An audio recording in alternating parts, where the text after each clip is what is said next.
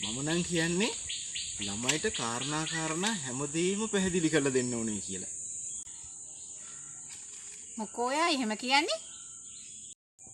මාර වැඩේනේ වෙලා තියෙන්නේ. අර මාළුසිරීගේ පොඩි කෙල්ල. අර පොඩි කාලේ නම් මාළුන්ට බය කෙල්ලනේ. අර ගීතිකාද කොහෙද කියන්නේ?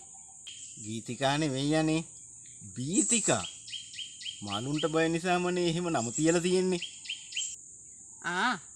පහුගිය දාර ජයට මගුල් අරගෙන කැන්දගෙන ගිය කෙල්ලනේ. ඒකි තමයි. එදාම ගෙදර දුවලා තියෙන්නේ. ගෙදර දුවලා? දෙයි හාමුදුරුවනේ. ඒ මොකෝයි? බය අරවන්නේ කියලා මනමාලිය හුඟ පෙන්නලානේ. මේකි බය වෙලා ගෙදර දුවලා.